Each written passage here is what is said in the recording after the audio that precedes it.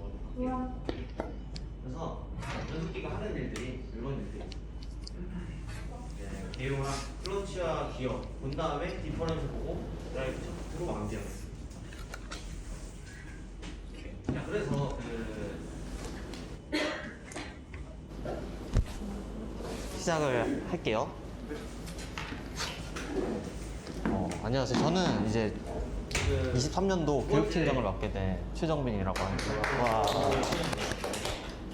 그래서 저희가 차량 기본 교육을 할 텐데 그 전에 이번 연도는 요거를 한번 써보려고 해. 그래서 이게 뭐냐면 그래서 이 자료가 엔진이란 무엇인가 자료에 나와 있는 친구들인데 하나씩 보시면 가솔린 엔진과 모터에서 모두 발생 동력은 엔진의 회전수에 따라 변합니다. 그런데 이제 엔진은 회전수와 토크의 관계가 이렇게 생겼고 모터는 이렇게 생겼어요. 그래서 엔진은 낮은 회전수에서 운전이 불가능해요. 이런 요 구간에서 토크가 안 나오기 때문에. 그렇기 때문에 변속기를 무조건 이런 페이지를 제가 만들었습니다. 그래서 초반에 강한 토크를 끌어내주니까 보시면 변속기를 사용하지 않아도 된다. 이게 스케줄 관리 앱인데 이렇게 한눈에 볼 수 있는 그런 캘린더 같이 생긴 거 있죠. 그 밑에 더 내리면 이제 파트별로 구간을 나눠놨어요. 그래서 개인적으로 뭘 했으면 좋겠냐면 이제 제 파트가 샤시 2니까 들어가서 보면은 파트별로 이렇게 이제 구역을 나눠놓는데 4사이클 엔진의 경우 이렇게 있고 팀 진행상 보시면 이제 여기는 팀이 해야 될 일들을 적는 칸이에요. 아까 그 캘린더처럼 나오겠죠? 그리고 그러면 이제 팀 일정이 정해졌으면 이제 개인별로 할 일이 있을 거 아니에요. 그러면 그 일들을 여기 칸에 하시면 되는데 뭐 예를 들어서 여기다 새로 만들어서 이제 뭐 오늘 오기를 찾고 미정을 누르면 쟤는 다 해놨는데 여기서 이제 저희 팀원들이 이제 누구 일인지 이렇게 선택할 수 있고 지금 어느 상태에 있는지 이런 식으로 팀원들 간에 서로 일정을 공유할 수 있는 좋은 수단이라고 생각해서 이걸 쓰기로 할 거고요. 이거는 끝나고 제가 올려드리도록 하겠습니다.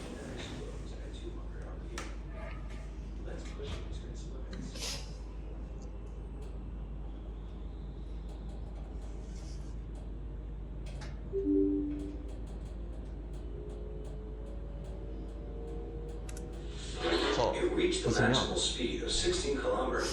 당장 우리에게 차를 만들려고 하면 되게 막막하잖아요. 그때 참고할 수 있는 게 이론적인 지식과 기존 차량들과 선배님들의 조언뿐입니다. 그래서 우리는 이제 필요한 것들만 보면서 기본적으로 차를 볼 수 있을 정도. 차를 만드는 건 저 레이싱카 디자인을 보고 나서 할 수 있다 생각을 하고 오늘은 이제 첫날이니까 가볍게 보도록 하겠습니다. 그래서 제가 원래는 다 설명을 하려고 했는데 그렇게 어려운 주제도 아니고 그냥 한번 다 같이 공부하면서 발표하는 게 더 효율적이라고 생각을 했어요. 그래서 일정은 이렇게 나눠져 있고 이 책을 기반으로 할 텐데 요거를 이게 네이버 지식백과에 다 올라와 있거든요. 그래서 읽어보시면 솔직히 막 그렇게 엄청 좋은 책은 아닌데 그래도 처음 접근하기에 되게 괜찮은 책이에요. 그리고 저 책을 읽고 나서 이제 금토에 이 책으로 아마 진행을 하게 될 텐데 이 책을 좀 주의 깊게 보시면 좋을 것 같아요. 그래서 오늘 할 내용은 여기 왼쪽에 있는 부분들이고 이제 앞으로 진행하게 될 내용들이 이렇게 있는데 다음 주에 샤시 1이 발표를 할 거고요. 구동계도 다음 주에 하고 그 다음에 샤시 3, 샤시 2가 발표를 할 텐데 파트 안에서 잘 분배를 해서 잘 발표를 했으면 좋겠습니다. 당장 샤시 1은 다음 주에 발표 준비를 해야겠죠. 그래서 하나씩 보시면 각자 파트가 하는 일에 맞춰서 분배를 했어요. 그래서 보면은 샤시 3이 이제 스프링과 벨크랭크 이런 거 설계를 하잖아요. 그래서 그런 부분 관련된 내용들이 있고 이제 샤시 2는 이제 너클 제작을 해야 되니까 이런 내용을 했습니다. 그래서 이제 이게 레이싱카 디자인 첫 장에 나오는 내용들인데, 레이싱카의 목적은 무엇인가를 알아야 되고요. 그러니까 레이싱카를 만들려면, 그래서 위의 목적을 달성하기 위한 자동차의 최적 기본 레이아웃은 무엇인가 생각을 해야 되고요. 경쟁자보다 더 나은 성능을 내기 위해서 어떻게 최적화될 수 있는가. 저희는 이제 경쟁자보다 더 나은 성능을 내기 위해 변속기라는 걸 들여오게 됐죠. 그리고 어떤 하중과 스트레스를 받게 되는가, 그리고 어떤 식으로 안전하고 단단하게 만들어줄 수 있는가, 이런 거 이제 해석을 통해서 할 수 있겠죠. 그래서 이제 설명을 하다 보면 제가 이런 용어들을 막 쓸 수 있기 때문에 먼저 설명을 하고 들어가자면, 이제 자동차 차량에 회전축이 3개가 있어요. 그래서 요롤 피치라고 읽는데, 이제 차가 이렇게 슉 가다가 전복사고 보통 이렇게 일어나잖아요. 그랬을 때 롤이 일어난다. 그리고 가속을 하면 앞이 살짝 들리는 느낌을 받잖아요. 그럴 때 피치 운동을 한다. 그리고 이렇게 막 요 상태에서 보면 좌우로 이렇게 흔들린다. 그때 요 운동을 한다. 그런 내용이 있고요. 자, 그래서 그 샤시란 이렇게 이루어진다 라는 책의 첫 번째 장을 보면 자동차가 달린다는 것의 의미라고 해서 이런 내용들이 소개가 되는데, 우리가 흔히 마차에서 진화를 해서 자동차가 됐다고 설명들을 많이 해요. 그럼 일단 마차는 이제 말이 수레를 끌고 나가는 거잖아요. 그리고 자동차는 바퀴가 땅을 밀고 나가는 거잖아요. 그러면 요 친구랑 차이가 있겠죠. 그래서 보면 자동차 같은 경우는 이 엔진에서 발동된 구동력을 노면에 전달하기 위해서 이 바퀴가 땅을 밀어줘야 돼요. 그래서 반대로 마차는 말이 끌고 나가는 걸 끌려가기만 하면 돼요. 우리가 기대했던 것보다 많이 끌어올 수가 없다. 그래서 이 마차에서는 실제로 앞을 나가게 하는 거는 말의 발굽이잖아요. 근데 우리가 만약에 아이스링크장에 있다고 생각을 해보면, 우리가 달리기를 하려고 할 때 달리기가 잘 안 되잖아요. 그러면 왜 달리기가 잘 안 될까요? 이제 에너지라고 설명을 하거든요. 미끄러워서. 그러면은 지면과 내 발 사이에 마찰력이 있어야 된다는 얘기잖아요. 그래서 앞으로 이 책에서 얘기할 게, 그러면 자동차가 가기 위해서 노면과 바퀴 사이에 마찰력이 있어야 된다. 뭐보다 큰? 구동력보다 큰. 그래야 구동력이 온전히 요만큼이랑 요만큼 동력이 똑같아지. 전달이 될 테니까. 그래서 자동차에 달린 바퀴를 구동바퀴라고 합니다. 그래서 써있는 걸 읽어보면 차축에 적용하는 회전력을 이용하여 바퀴의 타이어로 구동력을 발생시킬 수 있는 바퀴. 피동 바퀴는 단지 구르는 기능만을 위한 바퀴이다. 이런 내용이 있습니다. 그리고 또 요 장에서 얘기하는 게 구름저항이라는 친구인데, 이제 자동차가 가다 보면 이제 타이어에 구름을 방해하는 요소들이 있어요. 그래서 그 방해하는 힘을 구름저항이라고 합니다. 여기까지가 첫 장 내용이었고, 그래서 2장에 오면 타이어의 노면과 마찰력에 대해 설명을 해요. 근데 보면은 레이싱카 디자인도 그렇고 샤시는 이렇게 되어 있다도 그렇고, 왜 대부분의 책에서 바퀴에 대해서 먼저 설명을 할까 하고 한번 의문을 갖고 들어봤으면 좋겠어요.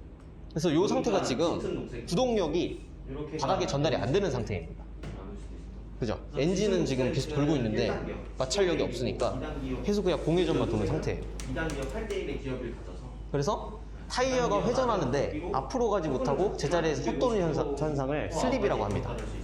그럼 이 상황은 구동력이 마찰력보다 큰 상황이겠죠? 그러면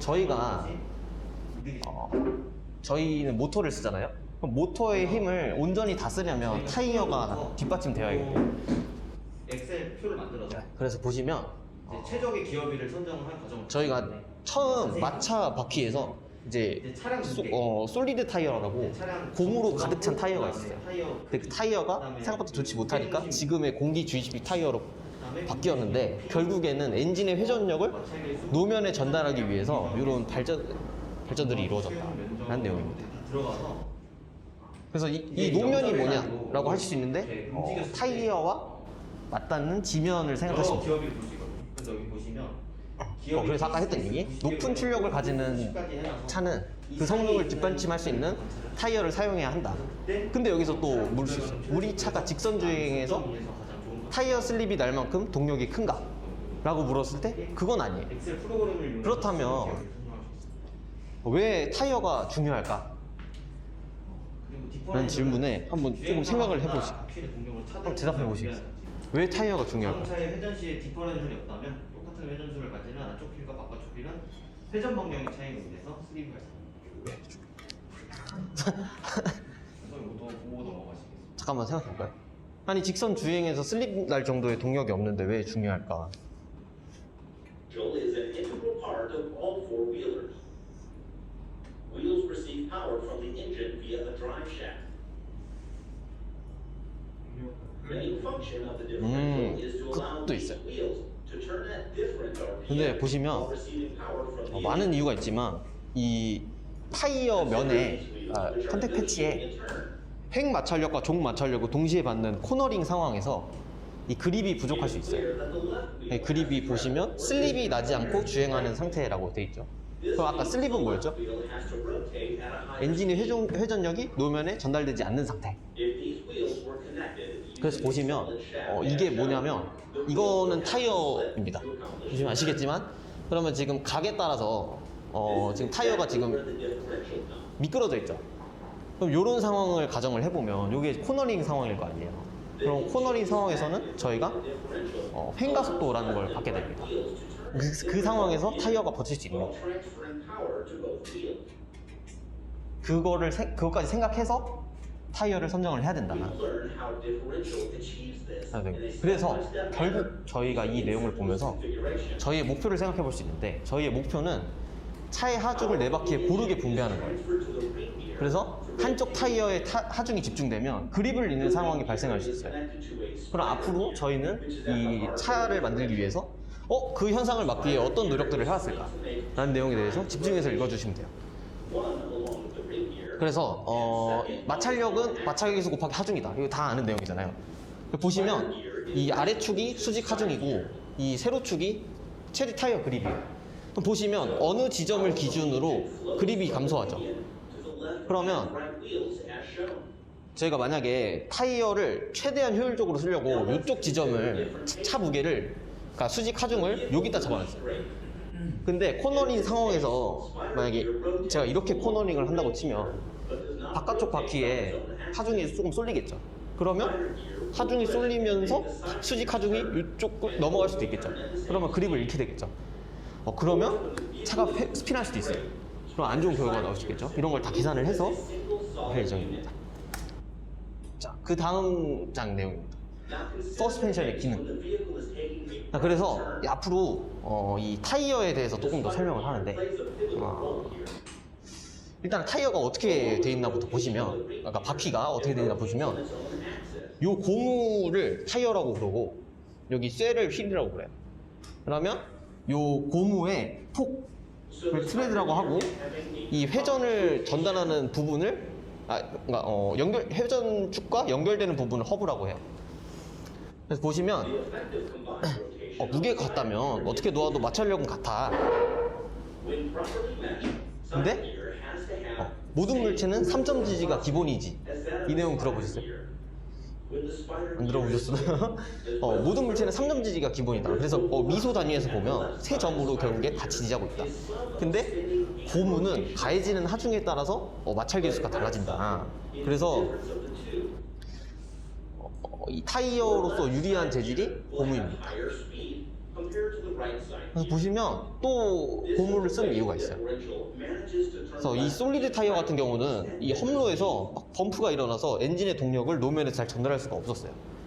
근데 솔리드 타이어로 넘어오면서 범프가 타이어 변형이 많이 일어나니까 저렇게 막 통통 튀기진 않은 상황이 되면서 그나마 엔진을 잘 전달할 수 있어요.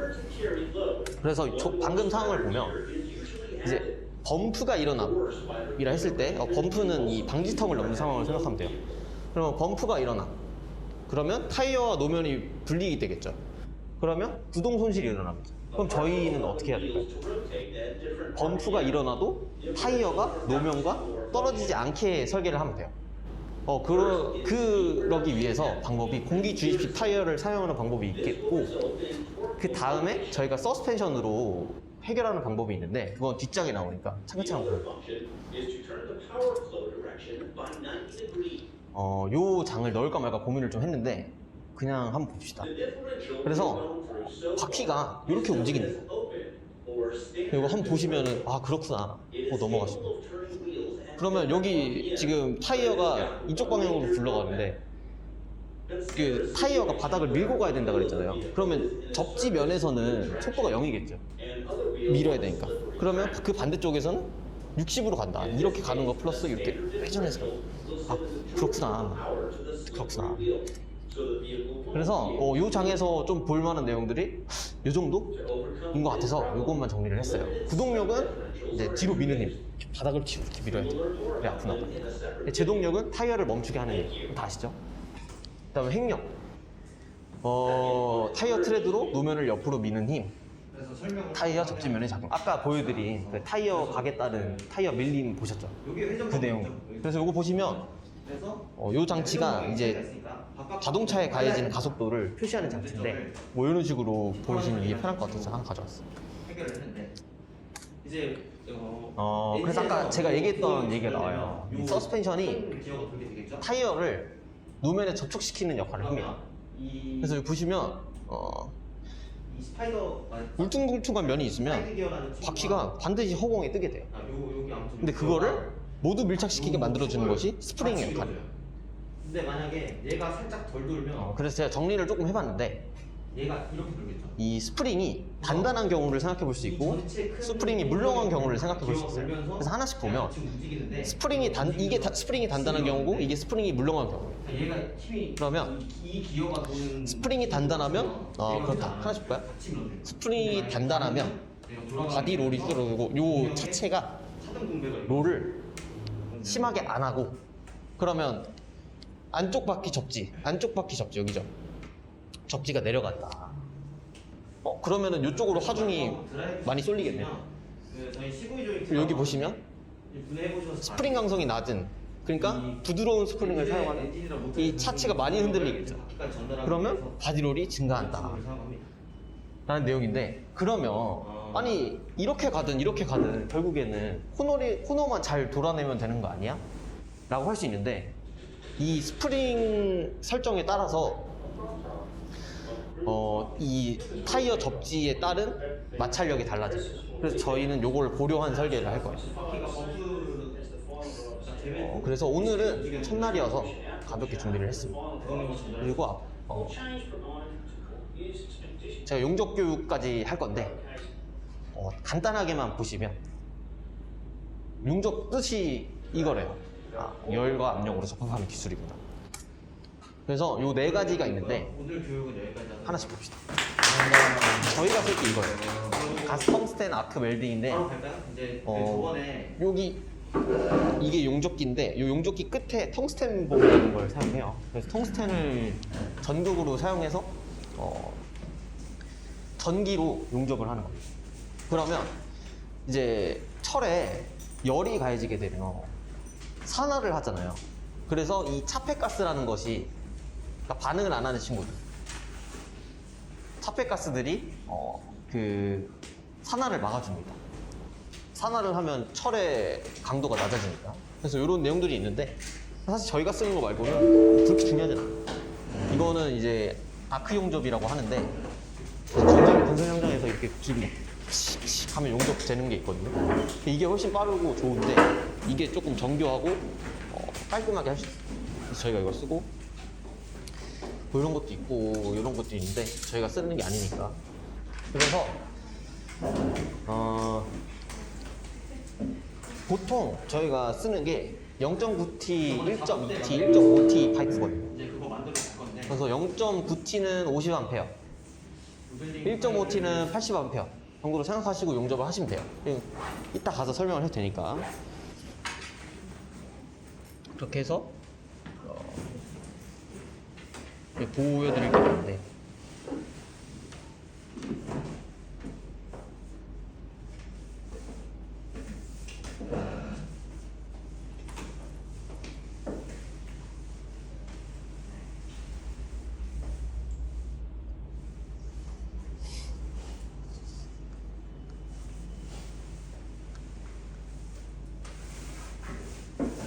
이런 용접기를 쓰게 될 거예요, 저희가. 보시면 이렇게 다 있는데 잠깐만요. 어딘지 물어볼게요. 전원은 알고 이 웰드 커런트가 일단